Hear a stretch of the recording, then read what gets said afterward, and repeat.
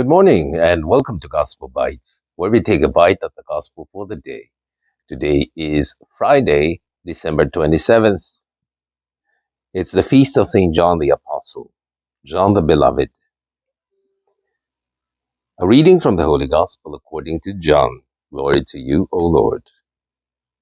This is taken from John chapter 20, verses 2 to 8.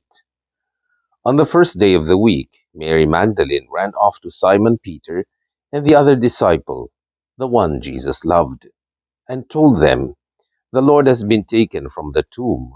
We do not know where they have put him." At that, Peter and the other disciple started out on their way toward the tomb. They were running side by side, but then the other disciple outran Peter and reached the tomb first. He did not enter, but bent down to peer in, and saw the wrappings lying on the ground. Presently Simon Peter came along behind him and entered the tomb.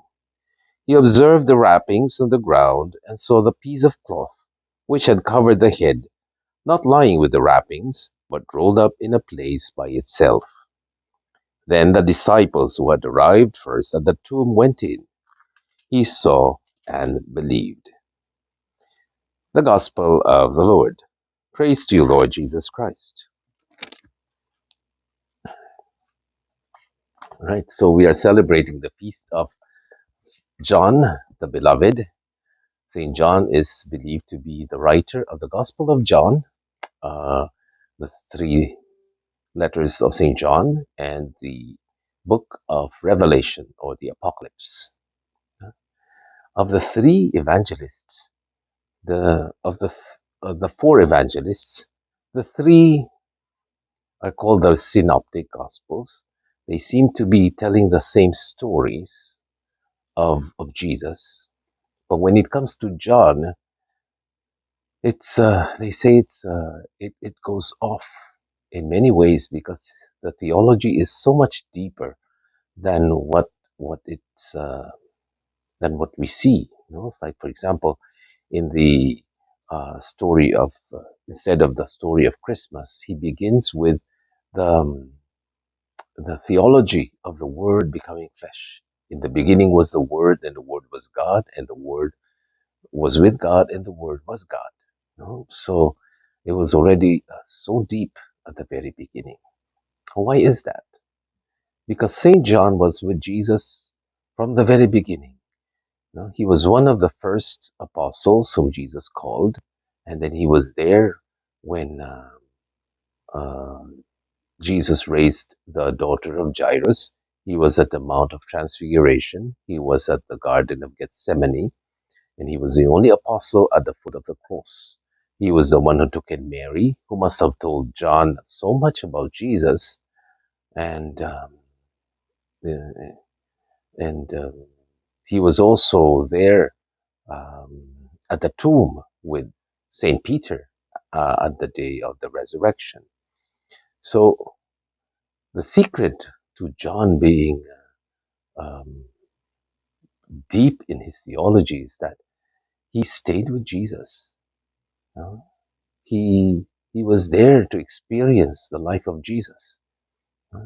He was also there to take care of Mary and to accept her in his home.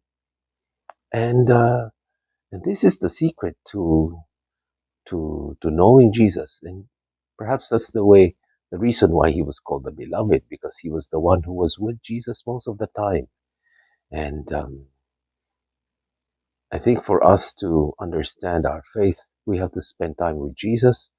We have to experience Jesus in our lives, not just read about him, but really walk with Jesus, to see him in our experiences, in our daily situations.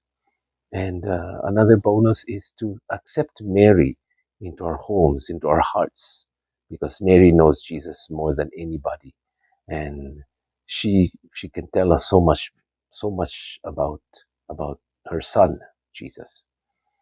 So Saint John is the greatness of Saint John is that he he must have gotten all of that wisdom from spending time with Jesus and following him, and also from listening to his mother Mary. So As Christians, let us follow his example, spend time with Jesus in prayer, live the teachings of Jesus, follow his commands, and also accept Mary into your heart. And that is the secret to, to the Christian life. Yeah? If we do that, then we can truly say, I am a true follower of Jesus. I am a beloved of God. I'm Father Jerry Sembrano for another edition of Gospel Bites. God bless you. Have a nice day. Happy Feast Day and Merry Christmas.